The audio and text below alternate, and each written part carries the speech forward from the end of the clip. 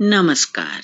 सुनो कहानी श्रृंखला के अंतर्गत प्रस्तुत है कहानी गूदड़ साईं, जिसके लेखक हैं जयशंकर प्रसाद जी। साईं, ओ साईं, एक लड़के ने पुकारा। साईं घूम पड़ा। उसने देखा कि एक 8-9 वर्ष का बालक उसे पुकार रहा है। आज कई दिनों बाद उस मोहल्ले में साईं दिखलाई पड़ा है। साईं बैरागी था। माया नहीं, मोह नहीं, परंतु कुछ दिनों से उसकी आदत पड़ गई थी कि दोपहर को मोहन के घर के सामने जाता और अपने 2-3 गूदड़ बड़े यत्न से रखकर उन्हीं पर बैठ जाता और मोहन से बातें करता। जब कभी मोहन उसे गरीब एवं भिखमंगा जानकर माँ से जिद करके और पिता की नजर बचाकर कुछ साग रोटी लाकर दे देता था, तब उस साईं के मुख पर पवित्र मैत्री के भावों का साम्राज्य छा जाता था। गूदड़ साईं उस समय 10 वर्ष के बालक के समान अभिमान, सराहना और उलाहनों के आदान प्रदान के बाद उसे बड़े चाव से खा लेता। मोहन की दी हुई एक रोटी उसकी अक्षय तृप्ति का कारण होती थी। एक दिन मोहन के पिता ने उसे साईं के साथ देख लिया था। वे बहुत बिगड़े। वे पाश्चात्य शिक्षा और सभ्यता के रंग में रंगे हुए पूरी तरह से, बल्कि उसी में सराबोर थे। उन्हें सभी फकीर ढोंगी लगते थे। सभी फकीरों से उन्हें स्वाभाविक चिढ़ थी। मोहन को उन्होंने बहुत डांटा और कहा कि वह इस प्रकार के लोगों से दूर रहे और उनसे कभी बात न करे। साईं यह सुनकर हंस पड़ा और चला गया। उसके कई दिन बाद तक वह साईं आसपास भी न दिखा। आज कई दिन बाद वह साईं आया और जानबूझकर उस बालक के मकान की ओर नहीं गया। मोहन पढ़ने गया हुआ था।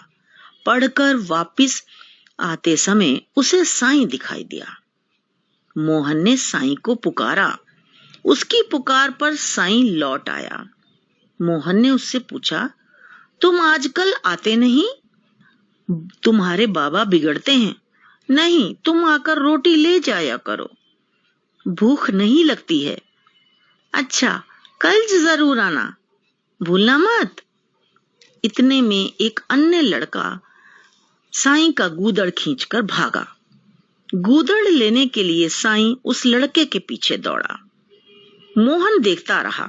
साईं आंखों से ओझल हो गया।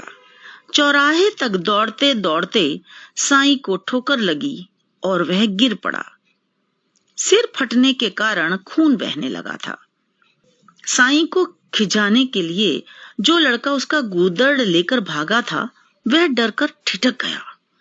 वह केवल मनोरंजन के लिए गूदड़ लेकर भागा था।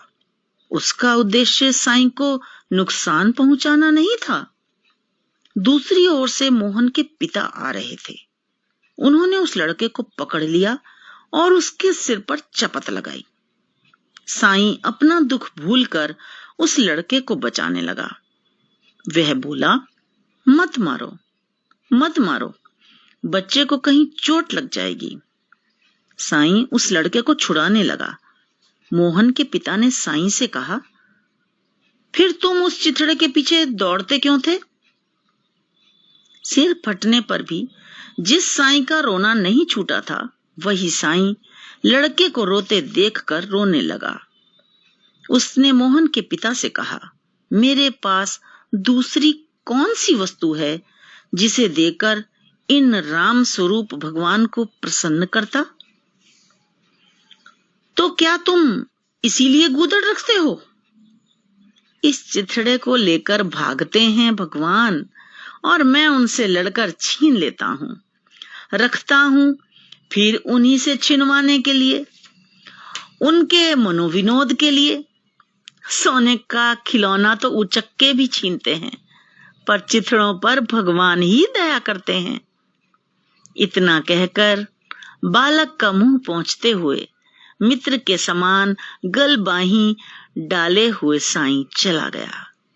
मोहन के पिता आश्चर्य से उसे जाते हुए देखते रह गए। वे बोले, गूदड़ साईं, तुम निरे गूदड़ नहीं, गुदड़ी के लाल हो, तुम धन्य हो। मुझे आशा है आपको ये कहानी पसंद आई होगी।